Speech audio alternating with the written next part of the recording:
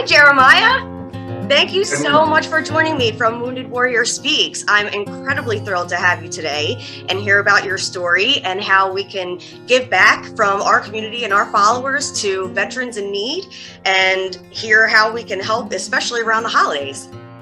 Oh, it's my pleasure. Thank you so much for having me. Yeah, so Maryland Sunrooms does a contest, and I've coined it donation and discussion. So we put a contest out to our followers, and they comment their favorite nonprofits, and then we pull them out of a hat and they get a donation. So one person usually wins 100. The rest usually have some sort of in-kind donation, $50 or something like that as a secondary prize. But this time, in honor of Veterans Day on the 11th, we decided that everyone was going to get a $100 donation. So it was such an important cause. It wasn't just a no theme kind of any type of nonprofit. Giving back to our veterans is super important to Maryland Sunrooms, and I know our community too. So we wanted to reach out and learn more, give you that donation, and then also learn how we can maybe volunteer or do other things in our community to help and give back as well. Absolutely. And I mean, we're grateful. We're very grateful because one of the great things that we love about Wounded Warrior Project is being innovative. And I think what you're doing there with the donation aspect is really cool. And it's not something that you hear about or see about every day, as opposed to somebody that just says, hey, I want to donate, or, how can I get involved? And then you tell them. But I really like what y'all are doing. I think it's really cool. So thank you very much. That's great. Thanks. So why don't we start today with hearing a little bit about your story? Absolutely. Be happy to share. I have this really cool opportunity as, an employee of Wounded Warrior Project to travel the country and share about my own personal journey. So every event that I do gets a little bit different. And like right before we started this recording, we were like, yeah, we're going to do it this way. But now all of a sudden I'm talking to you and I'm like, I'm going to go do it completely different. So, that's usually what happens. Just because of the way that it feels like, and I want it to be kind of organic, like, and all that. So I grew up in Ohio, that's where my story really starts. I grew up in Ohio.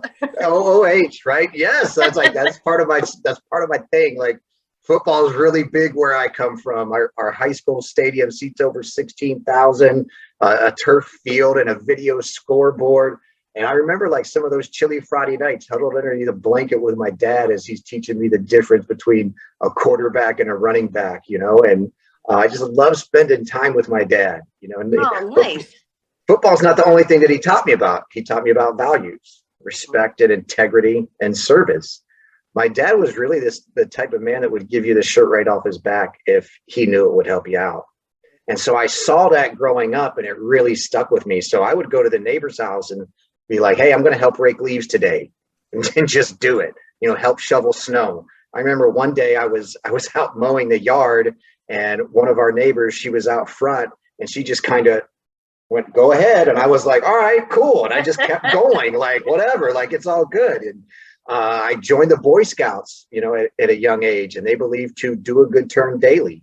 And I really loved being a part of something bigger than myself. And we'd hang out at the grocery store, like on the weekends, and just help people to their cars with their groceries, among other things. And I just loved that feeling of just giving back and being involved. Talk about football, but like I was never big enough to play football. Like that wasn't my thing.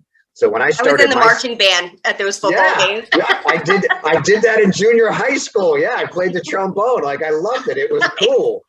But when I started my senior year, I was 17 years old, and I remember my guidance counselor. She sat me down in the library, and she's like, "It's time for you to figure out what you're going to do now." And she put all these pamphlets in front of me, and I started looking through them, and one just really was like popped. And on the cover, there was this soldier rappelling down a tower. And the caption read, "A year from now, you'll wonder why it looks so hard." And inside I read all about the Army Reserve and how they would pay for my college. And I was like, this sounds amazing. Like they're going to pay for it. Mom and dad don't have to. I don't have to. I'm not going to get a scholarship. Let's do it. So I went to the Army recruiter's office and invited them over. And I remember I went home after the recruiter's office and I ran to the house. And I'm like, Dad, I figured it out, man. I know what I'm going to do when I graduate. He's like, yeah, what's that? I said, I'm going to join the Army Reserve. And he just kind of looked at me and, did you tell your mother? Type thing. Your mother know? I was like, right, does your mom know? And so I was like, Dad, the Army recruiter's coming over. Like, I already invited him. And, he's like, your mom's not going to be too happy about that. Her brother served in Vietnam. His welcome home was not a pleasant one. It wasn't a good experience, But the Army recruiter, he sat there in the living room that night, told me everything the Army Reserve could do for me. And when he had finished talking, he asked me what questions I had. And I didn't even get a chance to answer. My mom was being polite because he was kind of already on the way over and coming over. But then she stood up and directly told him, you can leave my house now. And I never saw that guy again. And my mom said, you're going to college, end of discussion. And well, I needed my parents' permission to join. So I said, okay. So I started making plans. I attended the University of Akron. I decided to study business. I joined a fraternity. And yeah. Really dove into it. I really dove into that college experience. Yeah. But I think the greatest thing, though, was one day I got this letter from the University of Akron, and they said, hey, we're going to put you on this really cool program. It's called academic probation. Oh, yeah. So it's a really cool program. Yeah. Yeah. They were just like, we don't even want your money right now. And I was like, wow, I'm 20 years old. What am I going to do? And I'd worked in a pizza shop before I went off to college, and I didn't want to go do that. And I really thought, I was like, you know what? I'm 20 years old. My mommy can't tell me what to do. That's right. So I went and talked to another recruiter, and I was like, I want to be airborne infantry. I want to jump out of airplanes and go find bad guys. Oh. And I signed a contract. After I took all the tests, I signed a contract. And then I was like, oh, wait a minute.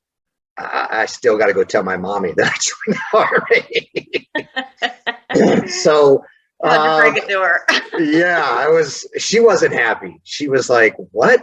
And I'm like, yeah. I was like, look, I'm gonna be honest with you. Like, this is what I really feel that I need, and you and Dad were the ones that taught me that if I'm in a position to help somebody, I should do it, to serve others.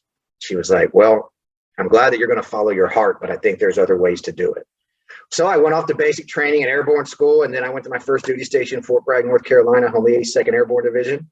Nice. And I met what I believe are some of the finest leaders the Army has ever produced. And they trained me, they mentored me, they taught me how to become the very best version of myself.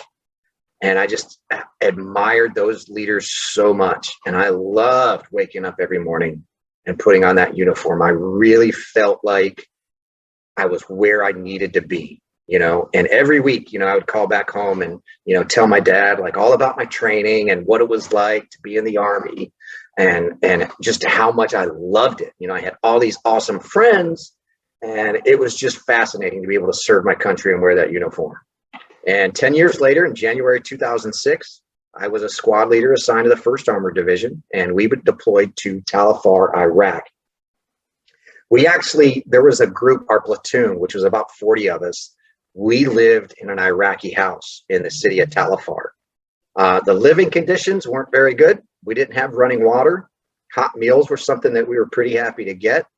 Our mission was to not only, find the bad guys, but help train the local Iraqi army and Iraqi police. But I felt very fulfilled, and with the belief that this is my job, this is my role. I've got these people surrounding me. I love it. You're helping exactly where we needed it most. I'm living my purpose. Right in the thick of it. This is what I am meant to be doing. This is where I'm meant to be. These people need me. I need these people. It was great. On April 8th, 2006, we were on patrol through the city, and I had sent one of my teams into this house to clear it out. We were searching for enemy weapons caches, something that we had found before. So we were always on the lookout for bomb-making materials and things like that. And I can just remember standing inside this house, thinking to myself, how lucky am I right now? Like, I get to wake up and put on this uniform every day. I get to serve my country. I am surrounded by these men that would gladly give their life for me. I would gladly give my life for them. This is what I'm meant to be doing. And I can't wait to just get home, tell my dad all about my experiences here, tell my mom, how great it is that I'm in Iraq, and just, I hope they're proud of me. And one of my soldiers came up to me and said, "Hey, Sergeant, we didn't find anything." So I gave the signal to go back outside. And as everybody went out, I was the last one to leave. And I got to the doorway and boom, a roadside bomb exploded just with this loudest noise I ever heard. And it just sent shockwaves through my entire body. So just imagine, though, like if you were there, this dust so thick in the air that you could cut it with a knife, your ears would be ringing, metallic taste in your mouth, the smell of sulfur in your nose. I was yelling at myself, "Get your hand on your weapon, get your hand on your weapon." But I looked down, my right arm was just hanging there, not moving. There was blood all over my uniform and on my boots. And I cried out for our medic, "Doc, doc." Seconds later, he rushed in with a few of my soldiers. They began applying this bandage to my mangled right arm. I was drifting in and out of consciousness. I remember people kept poking me on the forehead to wake me up. It seemed like 30 minutes had passed. They placed me onto a stretcher and carried me outside. And that is when I heard the words that ring in my ears every day. Missildine is dead. Private First Class Jody Wayne Missildine was 19 years old. He had been in the Army less than a year. He was one of my soldiers, one of the men that I had promised that I would help protect. And right at that moment, I just knew his death was all my fault. Every day I wear this bracelet, a little tough to see, but it has his name on it, and I never take it off. I do this to honor his memory, for his family, and to serve as just a constant reminder to me to live every day. I was flown to a hospital in Mosul, Iraq, carried into an operating room, and immediately surrounded by doctors and nurses. And this doctor, he just looked at me and he said, "Sit up. I need to cut your uniform off you." You're going to take my uniform away from me? Yeah. And that sentence just hurt more than any pain in my right arm.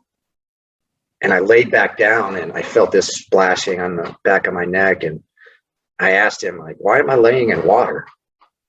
He didn't even answer me. I was laying in a pool of my own blood. I awoke several hours later. I had an external fixator sticking out of my right arm, holding it all together. And around my bedside were some senior Army officers and enlisted members, and they were presenting me with my Purple Heart. And I just, like, nobody said anything about Jody, and I was crying about him. Fortunately, physical therapy and surgeries would save my right arm. Did you even want the Purple Heart at that time when you were thinking about Jody? And no, I just remember thinking, what does he get? What does he get? He doesn't get to go home again. He doesn't get to go home again. And in my head, I'm like, cool, I got a broken arm. Send me back to this house. I can sit there and just be on the radios. I need to be around my soldiers. Right. But they sent me to another hospital and kept doing surgeries. And then then I was told I'm not physically fit to serve my country. And I was like, what do you mean? Like, this is all I know. Like, this is my life. I got soldiers in Iraq that need me. Like, no, you're done. Like, this is, you can't pull a trigger. You're going to have all this metal in your arm for the rest of your life. And so on and so on. And so I started all my paperwork, and I was eventually separated from the Army. And then I came out of the Army, and that's when I really started to struggle the most. I was constantly surrounded by family, but I truly felt all alone because no one around me had really served in the type of capacity that I did. I wasn't around any fellow veterans that had served. And so depression and anxiety really took over. The post-traumatic stress really it just invaded everything in my life. It affected me. It affected my family, my kids. And one night I decided I was going to take my own life to be with my friend. Um, and I literally put the gun to my head and I pulled the trigger. It wasn't loaded. I wanted to know if I could physically have that strength to do it. And I got so excited that I finally had this plan of like what I was going to do. I was just like relieved. Finally, there's something I can do, and I can do this. So I decided to go out and celebrate, and I got into a lot of trouble. So much, I'm still to this day ashamed to talk about what happened. But when I arrived home the next day, I went straight to sleep. And I awoke that afternoon and there was a voicemail on my phone and it said, still, it chokes me up, like, said, Jeremiah, this is Megan from Wounded Warrior Project. I need you to give me a call. I had no idea who Megan was. And that was in 2011. And at the time, Wounded Warrior Project wasn't nearly as big, or as well known as we are today. But I called Megan back and our conversation was friendly, like we had known each other for years. And she said, hey, I want to send you on a program event called Soldier Ride. Soldier Ride is a unique 4-day cycling opportunity where we bring warriors together and we ride a bike, and it was, to me, it like gave me this chance to have something to look forward to. And I remember asking Megan, kind of like, hey, where is this? Like, is it here in my neighborhood? What do you mean? Like, where am I going? And she's like, it's in Phoenix, Arizona. And I kind of chuckled to her. I was like, you're going to send me to the desert? Like, the last time I was in the desert, I Really? got blown up. Like, but it was amazing. When I arrived in Phoenix, I just met some of the most amazing people that work for this organization. Who truly embody our mission to honor and empower wounded warriors. I met some warriors that weekend that had shared very similar experiences to me, and I didn't feel alone. And Wounded Warrior Project truly empowered me, much like the leaders of the 82nd Airborne Division, to become the best version of myself. Again. And I'm in control of making these changes to my life. Right. And I was like, this is great. Like, I've been living wrong for so long. I have this incredible opportunity, and I get to live for Jody, it's my responsibility to keep his memory alive. I have 2 kids, like I have a responsibility to them. And I learned about, we at Wounded Warrior Project, we talk a lot about our logo. Our logo is one warrior carrying another warrior moving forward. Like, I was physically carried off the battlefield in Iraq, but it was Wounded Warrior Project that picked me home and brought me home emotionally. I was the warrior on top. Now I get this incredible opportunity to be the warrior on the bottom, reach out, bring my brothers and sisters home. We call it living the logo. And what I'll tell you and everyone else that is supporting this organization through the donation is, like, you're the warrior on the bottom of the logo. Like, you might not see it or hear about it every day, but because of you, we get to save lives. You're part of this logo. You are the warrior on the bottom. And I was just like, wow, I got to make immediate changes to my life. And so after that weekend was over, I remember I come back home and I've got 2 kids. They're absolutely amazing. My daughter Grace just turned 15. Oh. Yeah. My son Jacob, he just turned 12. Oh. But I remember that weekend, like after that weekend, we went out to lunch and we were talking about everything we wanted to go do throughout that day. And, Grace just looked up at me and she says, Dad, God made a lot of things. I said, yeah, that's right, baby. She never took her big blue eyes off of me. And she said, but everything else is made in China. And so I think about that moment and I'm like, man, how lucky am I? Right. I talked about that while being in uniform. How lucky am I? But like, how lucky am I that I get to be a dad? Right. And they can't ever cut that off of you. No, and they can't ever cut that away from me. Never. And so I just started making positive changes, to my life because of what I learned that weekend. I started taking my responsibilities as a father serious, my responsibility as a veteran more serious. I started taking my own mental health more serious. I started doing things that truly made me feel happy to be alive. And, I used to think that like not serving in the Army was like the worst thing that could ever happen to me. The worst thing that could ever happen to me is that I could never serve again. And so I got this incredible opportunity to go to work for Wounded Warrior Project and do what I'm doing now. And it's the second best job in the world, aside of leading soldiers. And I really get to do it in a way that honors my dad, by serving others, and honor my brothers and sisters like Jody that never made it home. Right. And I'm not unique.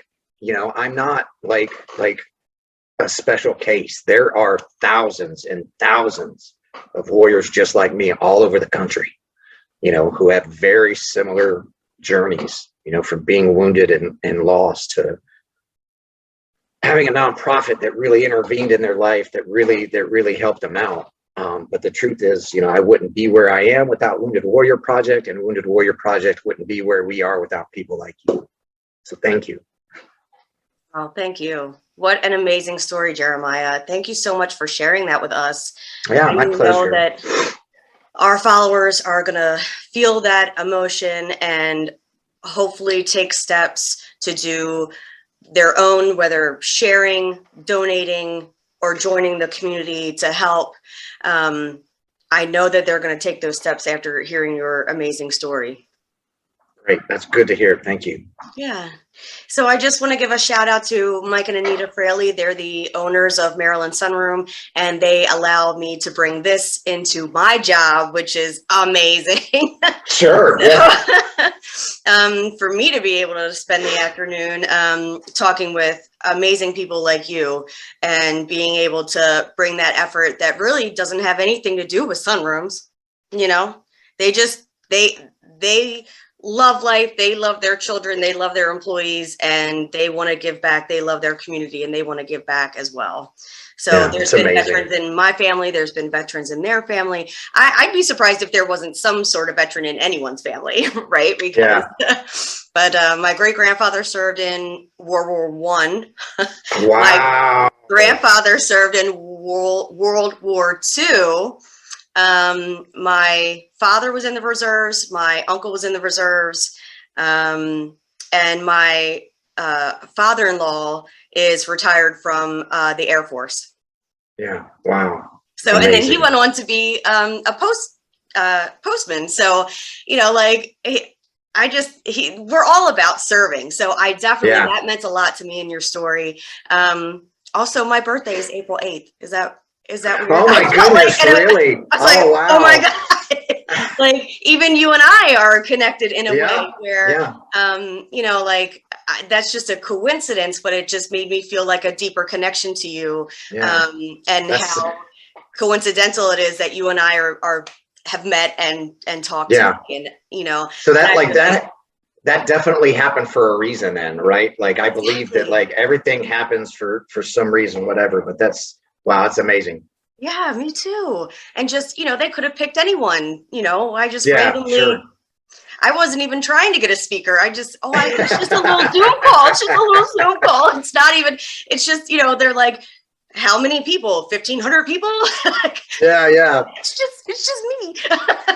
Yeah. Well, what's so great about this virtual Zoom now that we do is that we're able to reach so many more people, on our team.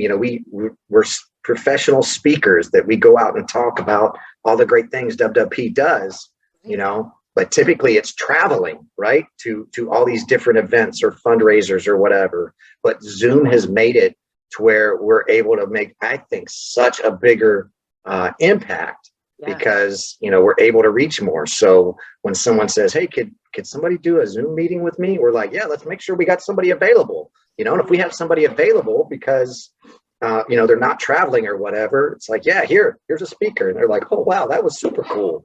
Yeah. You can have so many more connections. Yep. And especially with this one-on-one, I would imagine if you go to, say, an arena of 1,000 people, they don't get to like raise their hand and be like, and make a comment like I just, like I did throughout the story. Yeah. Where we can learn more and understand more than just listening, by having a few questions answered. So, and speaking of, how do we get in touch with Wounded Warrior? Is the website the best? Is Facebook the best? Yeah, I would definitely go to the website first because everything is there. It's woundedwarriorproject.org. A full list of all of our programs and services are there for you to take a look at. So we serve any veteran injured or wounded or that became ill in the line of duty on or after September 11th, 2001. All of our programs and services are completely free. We never ask a veteran for any membership dues or any fees towards anything. I'll talk about just a few of the programs real quick, if that's all right. Yeah, absolutely. So I talked about Soldier Ride, which is under our physical health and wellness program. And we still do Soldier Ride all over the country, usually around 40 or 50 rides a year. We do a big one every year in DC. It's one of our biggest rides, and usually I think it was George W. Bush that started the tradition of inviting the warriors to the White House. Obviously, it didn't happen this year, and it didn't happen last year. The going to the White House part, right? But the president's since he started that, it's been every year to just do a quick little meet and greet with the president of the United States. It's pretty cool. That's cool, right? Yeah. You get to go into the no matter who's in office, that's a cool experience. You get to go in the White House and have White House coffee, which, by the way, is some of the most fabulous coffee I've ever had in my life. It better be. It better be. So we still do Soldier Ride. It's all over the country. We do 40 or 50 rides a year in, different pockets and things like that. We also help veterans if they're interested in, exercise and nutrition, help them create an exercise plan based on their abilities. We do these 90-day programs where we teach them the exercises and we teach them, healthy eating and things like that. Mental health and wellness is obviously a big part.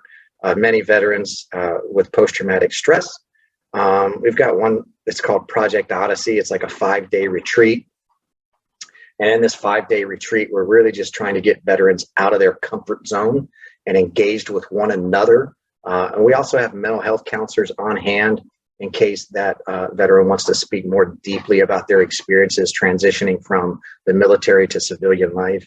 And then we keep following up in a 90-day program every week to make sure the veteran is actively engaged with their own mental health and taking advantage of the programs that are available to them.